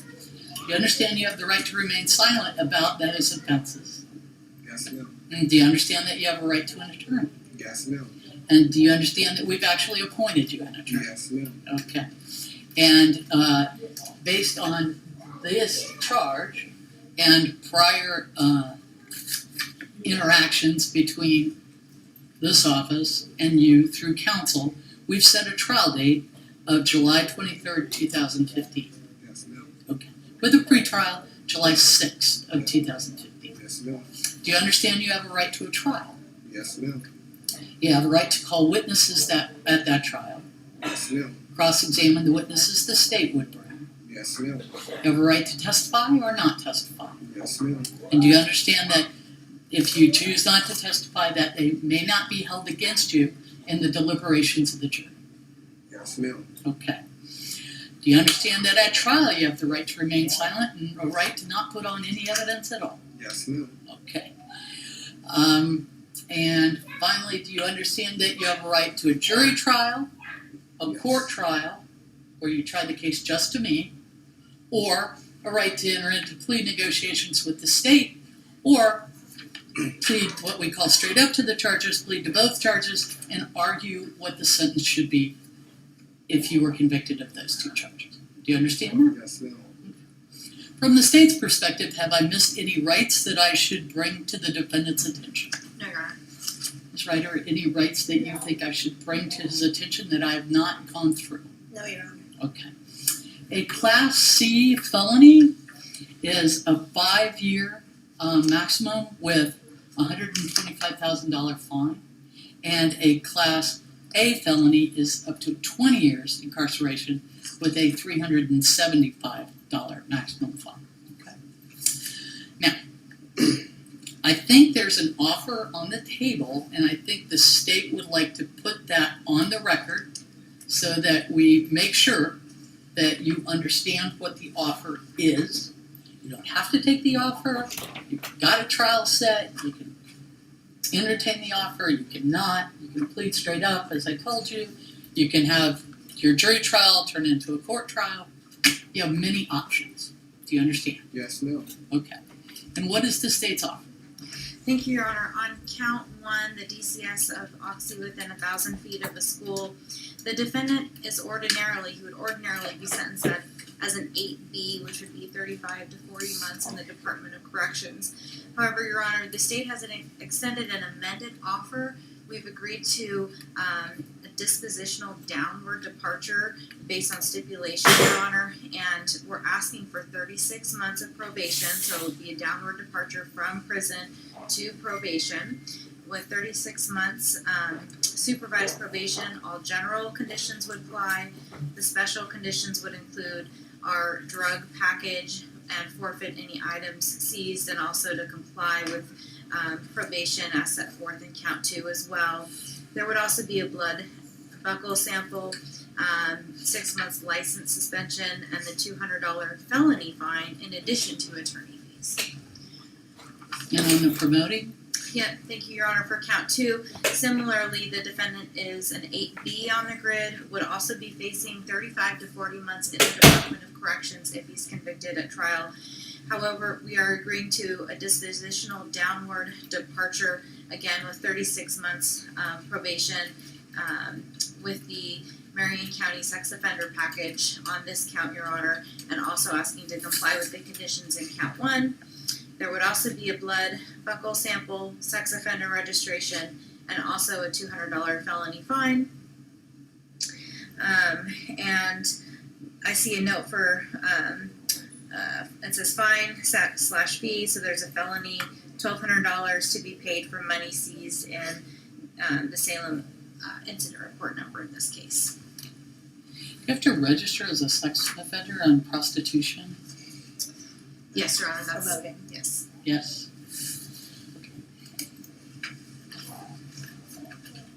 So it is a beneficial offer, Your Honor. We're agreeing to, with the defendant's record, he has person felonies, but we've extended this dispositional downward departure. It's a favorable offer from the state, Your Honor.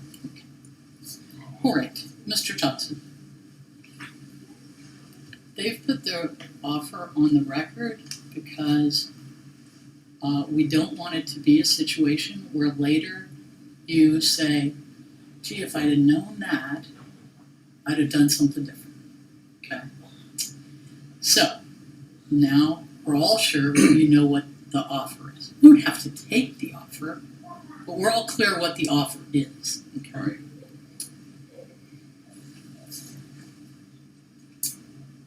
What I need to talk to you about is you are absolutely, before we start a trial, not guilty. Absolutely. Absolutely. And that's the way the law works. Okay? And the state has to prove that you're guilty beyond a reasonable doubt and to a moral certainty to either a jury or to the court. But I also have to tell you what you could potentially look at as far as if you were convicted. Okay? So, on the DCS, it's 35 to 40 months. Has the state alleged aggravating factors? No. So, you could, yes? They filed a notice. Oh, they filed a to notice. seek departure. Okay. That includes more than 2 aggravating factors. So, if those aggravating And, factors... Your Honor, Yes. if I'm sorry You to may. interrupt the court, but I'm advising the court of that only because I understand that she may not be as familiar with the file, and we want to make sure that the court is fully Yes. informed. Thank you very much. You're welcome. And it's not my file either, so... Correct. Okay.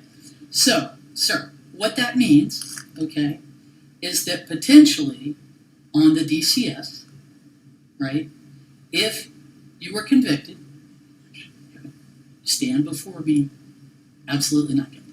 But let's say things didn't go your way. Okay. So you're looking at 40 months on the DCS, which could be enhanced to 80 months. Do you understand that? Yes, ma'am. Okay. All right. And then on the promoting, again, you're looking at 35 to 40. But again, there's a circumstance where we can argue about how exactly this works, but I want you to know the maximum. Okay. So for that, you could also be looking at 80 months based on the arguments of counsel. And if you put those together and the court found that you could run them consecutively, which is a whole nother argument by counsel, one way or the other, then it would be 160 months. That's an extremely long time. So on the one hand, you're looking at potentially 36 months probation, and on the other hand, looking at a heap of time in prison. Like I said, you stand before me, absolutely not guilty. And that's where I start my case, and that's where you start with the jury and the court. Okay. But the difference between those two is very large. Now, there is a thing that, would the state take an Alfred plea, do you know?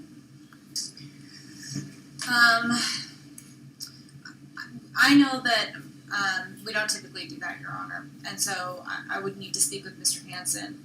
And I also wanted to make it clear, and in my conversation with Mr. Hanson, it would be the downward departure of the 36 months probation, but also if probation was revoked, the time would be, I guess, hanging over his head, so to speak. So it would be that sort of a stringent sentence. Okay, well, hold on. My job is to tell you where things stand.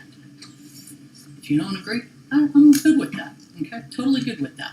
My job is to tell you where things stand. So what she's saying is that on the 36 months probation, if you were revoked, they would be asking you to go back to the top. I don't know anything about your criminal history. Hold on. Right? I don't know basically anything about this case except that the charges are. Okay? I don't know anything about you. But I look at these two things and I think this gentleman should think hard about his decision. I don't know what I'd do at sentencing because I don't know you, I don't know your criminal history, and I don't know the facts of the case. But it's a decision that you should think hard on. Okay? That's my point. Ms. Ryder. the court began to explain an Alford plea to Mr. Johnson, I'd ask the court to continue with that explanation. All right. We've not, Mr. Hanson and I have not had that discussion.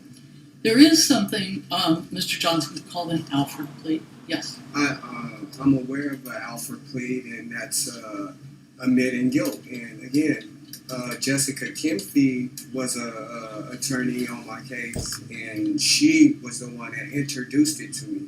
And I told her, no, I've been asking to go to trial since I've been arrested in May of 2014, you know, and I've been through several of these attorneys, and each and every one of them know that I don't want the offer.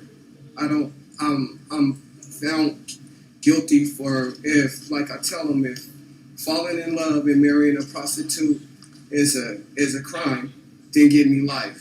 Hang me, do whatever you want, you know, but to sit here and have these false accusations towards me is completely wrong. And that's why I'm fighting, because I know I've proved beyond reasonable doubt by taking polygraphs that I'm not a sex offender. Okay, hold on. The sex offender registration rules are by statute. And that means that somebody went to the legislature and got them to do some things and put some things in a list, and the governor signed it, and there you go. Okay. As to the Alford plea, Mr. Alford went all the way up to the United States Supreme Court saying this: I want the deal. I want the deal. And I want to plead guilty, not because I am guilty, and I want to say that. I'm not guilty, but I'm pleading guilty because I want the deal. And you would have the ability to say that. I'm not guilty, but I'm pleading guilty because I want the deal. Now, what the state is saying is, we don't always enter into Alford pleas. Okay, hold on. And that may be so.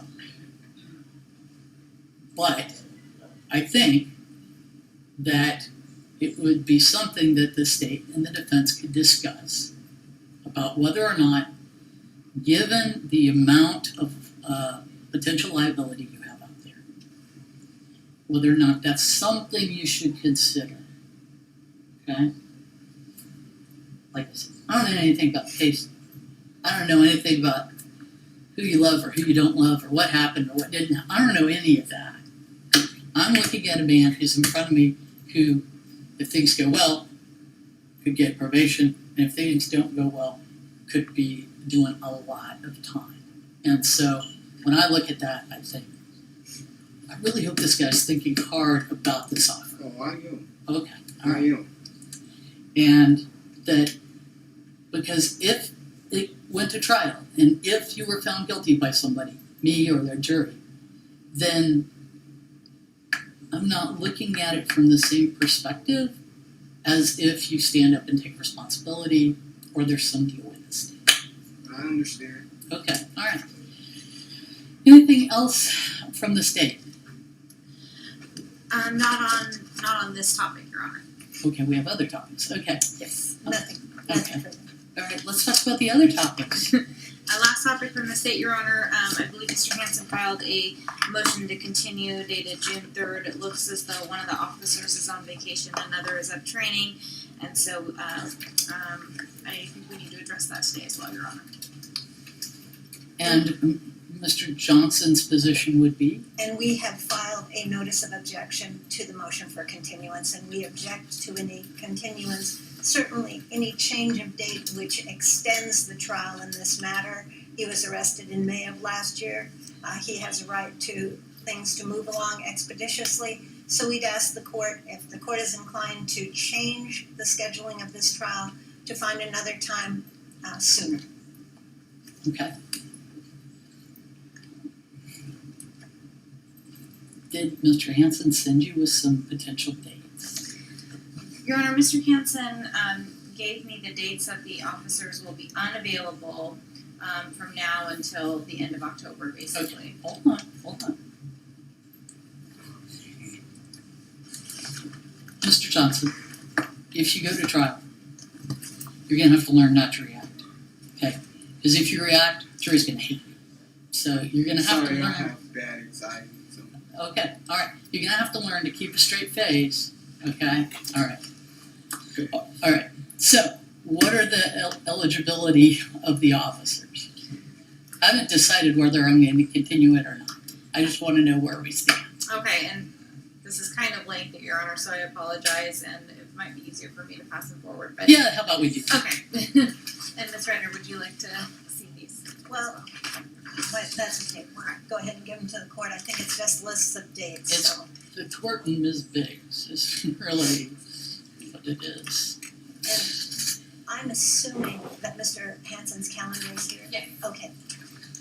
Since we Okay. have 3 calendars to coordinate.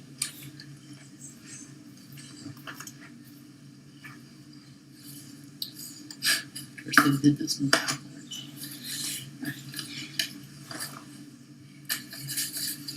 Okay, so this guy's out 6/29.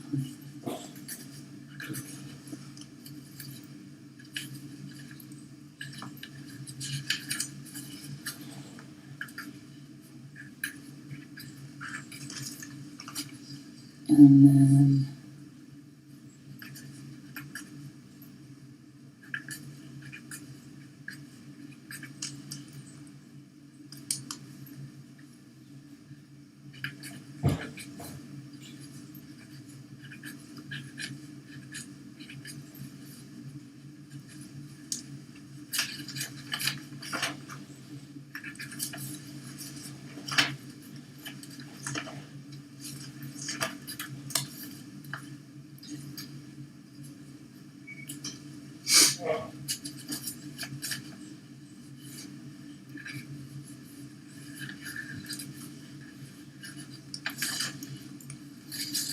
that's one.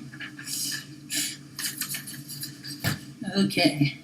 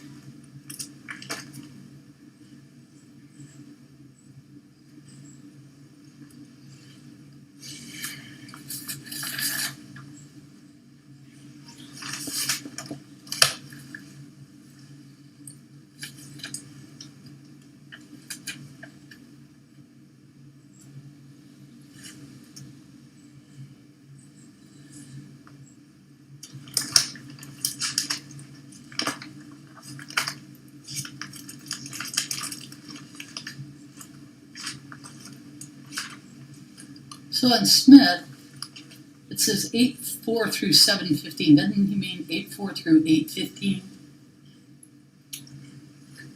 That's what I thought too, Your Honor, but in reading that, I think he means August 4th through August 7th of 2015. Because he does that in another spot in that same email. Okay, August 4th through August 7th, 2015. That's how I read that. August 4th through 7th, 2015, 9/2 through 4th.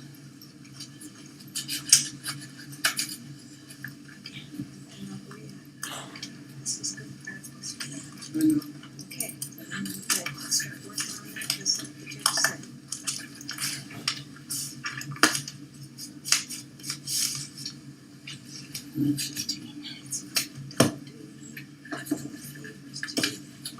This is like a practice for that.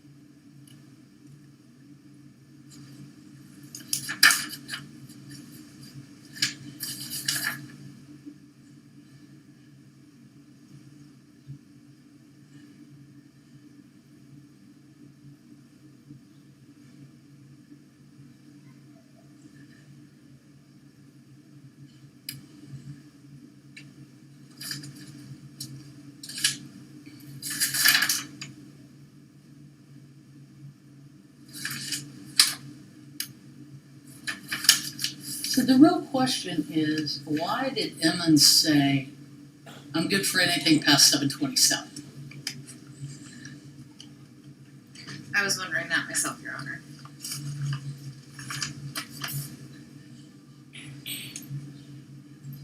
I don't know if he's currently out or on leave. I don't know. He's the one that looks like will be in North Carolina for police training.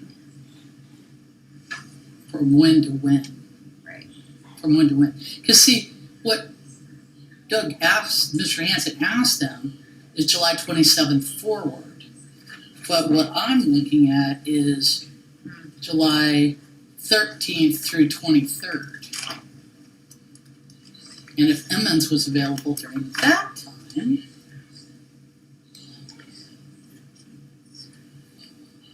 well, Your Honor, so the 13th through the 23rd.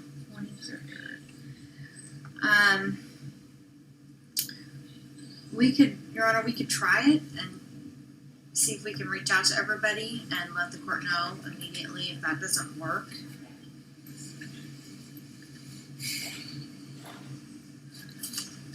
some people are at training. I believe Mr. Emmons is scheduled. Officer Emmons is going to be in North Carolina for police training during the current trial dates. And anybody else have issues? For the current trial dates? Mm-hmm. Dee. Yes. What's his issue? Vacations starting 7/22 for 2.5 weeks. And that's it.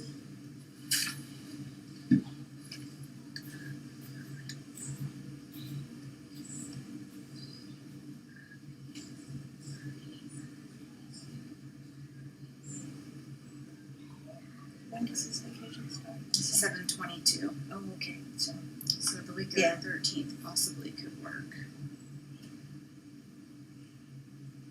I don't know when the training starts for Emmons though.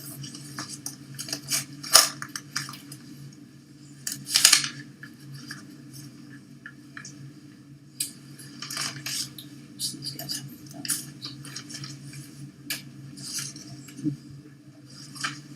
So most of these guys have phones. So how about if I send you to my office and see what's the probability you can get a hold of all three of them and tell them I'd like to set it July 13th through 22nd. And so I move it up a week to a week and a half forward. And Mr. Hanson's eligibility. I know, Mr. Ryder, what is your availability? I can do 13, 14, and 16, 17 by rearranging some things. Okay, in 2021, 22, no? No, that's going to be more difficult for me. I suppose I could do 21, 22 by rearranging some things. Okay, 13, 14, 16, 17, 21, 22. So Mr. Hanson could do the 21st, 22nd. Out of the dates Ms. Ryder said, the 21st, 22nd, could do the 13th, 14th. And did you say 15th? 16, 17. The 17th, there's already a trial. So 13th, What kind of 14th. trial? Jury trial with Judge Leaf. It looks like a 1-day trial. I'm not sure what the charges are. Yeah, I think I'm going to bump that. So, I think what's the name? Alvarez. That's helpful. Okay. It's like Smith. Hard to find that person in the database. Okay, so while Ms. Biggs looks up if Alvarez is in custody, how about you go and see how many of these officers you can get a hold of? Great. All right, so we'll take a break. I'm going to go do some work. She's going to try and get a hold of the cops, and we'll be back. Okay. I have a question You about those papers that she passed up. Am I obligated to have copies of those papers? Certainly, I don't want to keep them from you. Thank you. I ma'am. just wanted to use them to. I would like copies of those. If they be provided to me, I'll see that Mr. Johnson gets copies. Perfect. Yeah.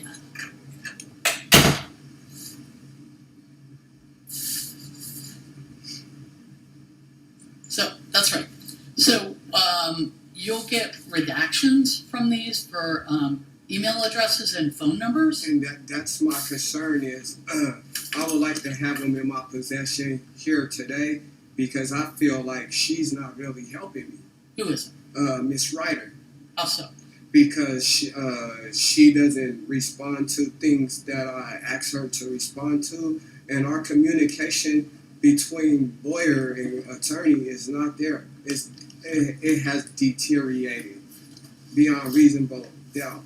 And not only that, she canceled visits. I haven't even been able to say anything to her. I've wrote a letter to you, which was forwarded to her, and then she told me that I can't send stuff to you, and I took it upon myself not to and tried to communicate with her. And the only thing is, she communicated with me through email at certain times of the hour and things like that, and I find it very unethical, and not only that. What would be unethical about that? That she only sends me certain things. The reason why I want those papers is because there's some conflicts in those papers, which was written in my emails between me and Mrs. Ryder about the officers not being ready for my trial. Now I heard that Officer Roger Smith is also not ready in there, so I'm wondering why he's not ready.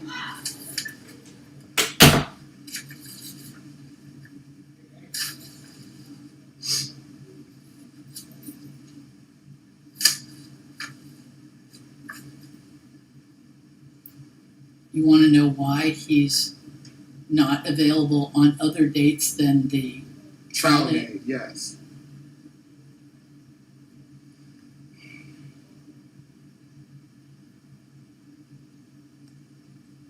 I don't know. That's exactly my point. That's why I want those papers in my possession so I could put them with the emails that they've been sending me.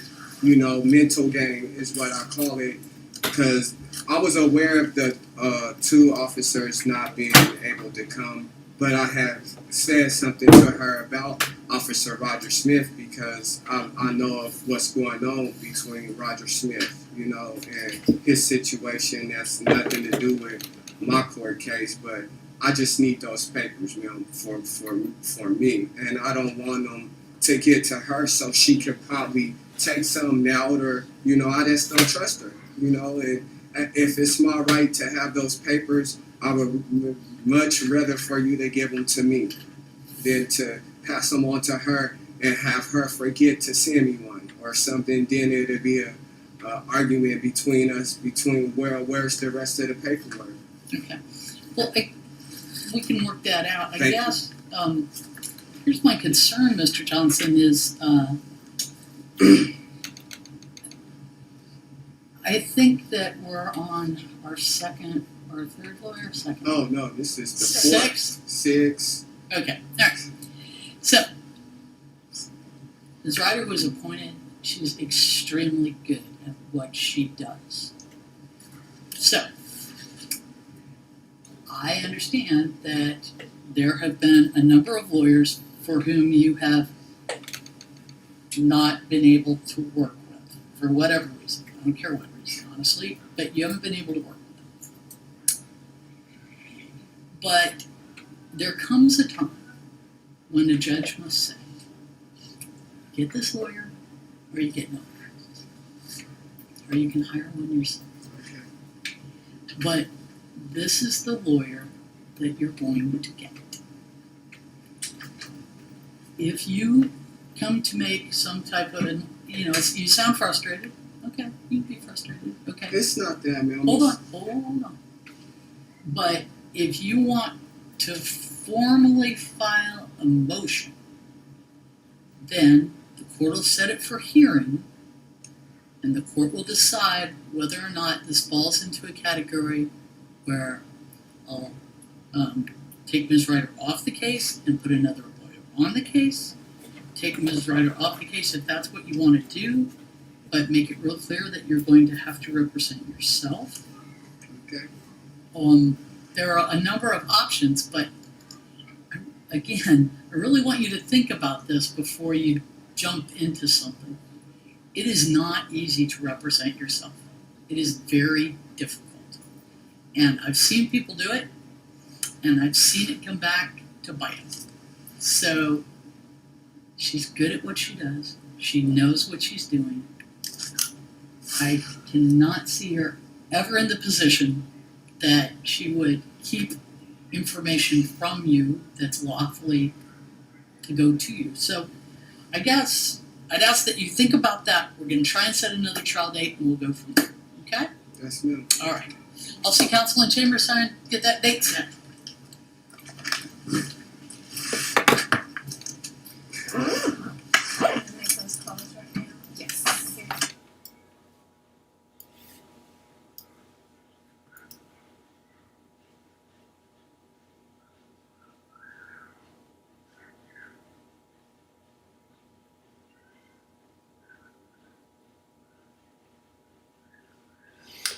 I'm going to stop the stream right here, and then we'll get into the second part of this stream, which will be strictly about the officer Erick Hernandez and Roger Smith. So let me clear this for the record.